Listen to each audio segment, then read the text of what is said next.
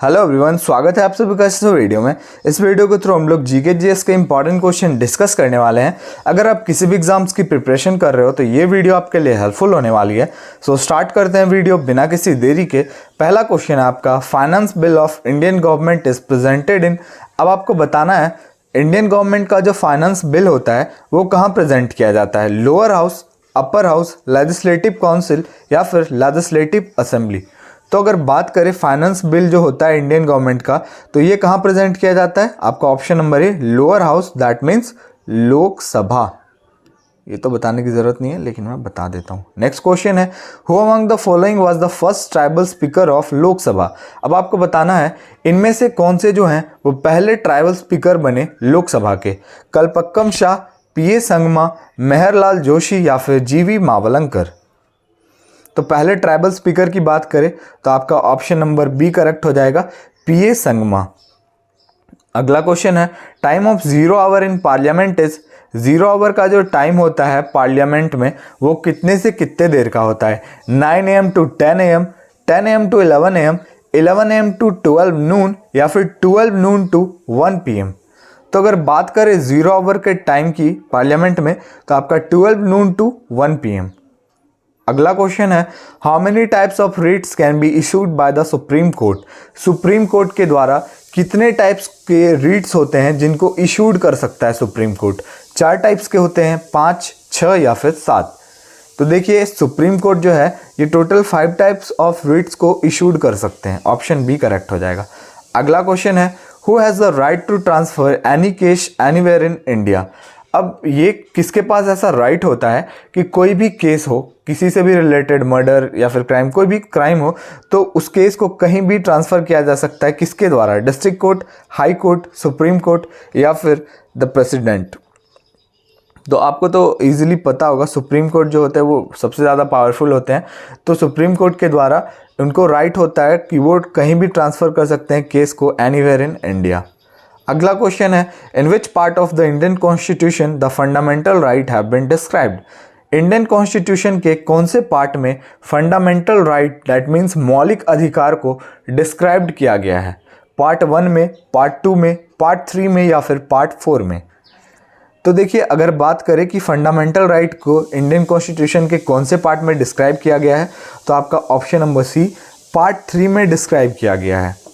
अगला क्वेश्चन है, what is the smallest unit of computer data. Computer data जो है उसका स्मॉलेस्ट मतलब सबसे छोटा यूनिट कौन सा होता है? बिट, फिक्स, जिप या फिर बिट, बाइट। तो आपको बताना है कौन सा होता है सबसे छोटा unit, smallest unit computer data का। तो ये तो क्या होता है आपका भाई? बिट होता है, ऑप्शन ए। अगला क्वेश्चन है, India's largest tunnel Jawaharlal tunnel is located in which state. अब आपको बताना है इंडिया का सबसे बड़ा टनल जवाहरलाल टनल जो है ये कौन से राज्य में है?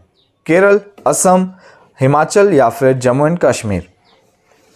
तो देखिए ये आपका कहाँ है? Option number D, Jammu and Kashmir. अगला क्वेश्चन है, who is the author of the book India wins freedom. अब आपको बताना है इंडिया वीन्स फ्रीडम के लेखक कौन है? मौलाना आज़ाद, महात्मा गांधी, जवाहरलाल नेहरू या फिर सर्वपल्ली राधाकृष्णन। तो अगर बात करें इंडिया विंस फ्रीडम के ऑथर की तो ये हैं आपके option number A, Maulana Azad. Next question है, which country is largest producer of mica in the world. अब आपको बताना है वर्ल्ड का सबसे बड़ा उत्पादक, माइका का सबसे बड़ा उत्पादक वर्ल्ड में कौन सा देश करता है? चाइना, ब्राज़ील, भूटान या फिर इंडिया। तो देखिए अगर बात करें कि सबसे ज़्यादा उत्पादक कौन करता है माइका का तो ऑप्शन नंबर डी, इंडिया। अगला क्वेश्चन है, Savitribai Phule work for the upliftment of. अब आपको बताना है सावित्रीबाई फुले जो है ये कौन से अपलिफ्टमेंट के लिए वर्क करती थी? Women's only, depressed class only, both A and B या फिर इनमें से कोई नहीं, नॉन ऑफ दीज। तो ये वर्क करती थी किसके अपलिफ्टमेंट के लिए? वुमेन्स और फिर डिप्रेस्ड क्लास ओनली, ठीक है। तो ऑप्शन नंबर सी करेक्ट हो जाएगा, both A and B.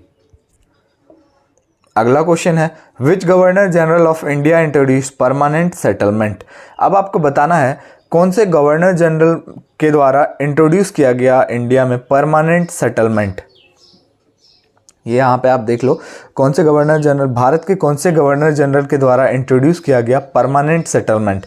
Lord Dalhousie, Lord Cornwallis, Lord Canning या फिर लॉर्ड कर्जन। तो ये कौन से थे आपके? Option number B, Lord Cornwallis in the year 1793। Next question है, in which year revolt act was passed. Revolt act जो है वो कौन से साल में पास हुआ? 1919, 1918, 1917 या फिर 1915? तो देखिए रिवॉल्ट एक्ट जो है ये पास हुआ आपका इन द ईयर 1919 और ये भी आप याद रखना 18th ऑफ मार्च 1919। अगला क्वेश्चन है, the place Dandi is located in which district of Gujarat. ये तो आपको पता होगा कि दांडी जो है ये गुजरात में है, लेकिन गुजरात के कौन से डिस्ट्रिक्ट में है ये भी क्वेश्चन आता है, एसएससी में आ चुका है। तो आप मुझे बता दो, 4 ऑप्शन है, अमरई, नवसारी, अहमदाबाद या फिर पंचमहल। तो ये आपका कौन से डिस्ट्रिक्ट में है, कौन से जिले में है? नवसारी। अगला क्वेश्चन है, which country has started it's first submarine base. अब आपको बताना है कौन से देश के द्वारा उसकी पहली सबमरीन बेस को स्टार्ट किया गया है।